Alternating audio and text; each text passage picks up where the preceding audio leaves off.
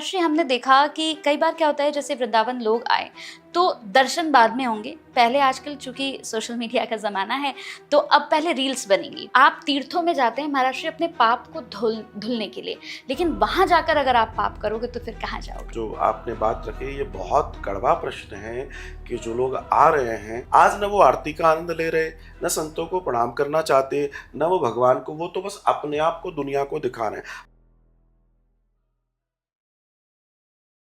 जैसे आपने बड़ी अच्छी बात कही कि ये बहुत ज़्यादा ज़रूरी है कि जितने लोग वृंदावन में आ रहे हैं उनमें से भक्त कितने हैं, क्योंकि महाराष्ट्र हमने देखा कि कई बार क्या होता है, जैसे वृंदावन लोग आए तो दर्शन बाद में होंगे। पहले आजकल चूंकि सोशल मीडिया का ज़माना है तो अब पहले रील्स बनेंगी। वो गेट से रील बननी शुरू होगी, फिर वो बांके बिहारी के बाहर बनेगी, वो प्रेम मंदिर के बाहर बनेगी, वो हर जगह एक एक रील बनेगी। और बहुत से लोगों को तो अब हमने देखा है कि मंदिर के अंदर ही नृत्य करना शुरू कर देते हैं। तो आप इसे किस नज़रिए से देखते हैं? क्योंकि कहते हैं ना कि आप तीर्थों में जाते हैं महाराष्ट्र अपने पाप को धुलने के लिए, लेकिन वहां जाकर अगर आप पाप करोगे तो फिर कहाँ जाओगे? आपका ये जो प्रश्न है इतना यथार्थ है। जी। और आजकल आप देख ही रहे हैं, जब संत कुछ कहते हैं तो बहुत सारे लोगों को वो ठीक नहीं लगता, क्योंकि संत के साथ एक समस्या है, वो किसी की बटरिंग में नहीं जीता। उसको जो कहना है वो कहेगा, क्योंकि उसको नहीं है कि किसी को उसकी आरती उतारे या नहीं उतारे।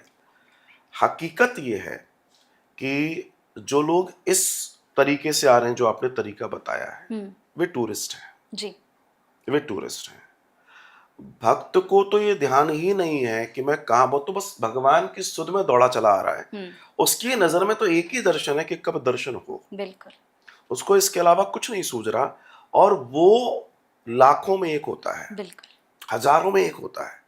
सच मानिए, मैंने अभी जो बात इसके पहले भी कही कि टूरिस्ट 99.99% है। बिल्कुल। टूरिस्ट, हाँ।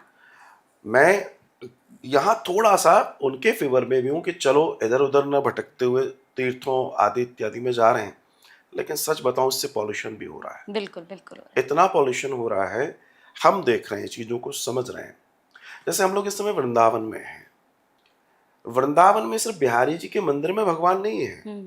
श्री राधा रमण के मंदिर में भगवान नहीं है, श्री राधा वल्लभ में भगवान नहीं है, श्री गोपीनाथ जी में भगवान नहीं है। ये पूरा वृंदावन भगवान है।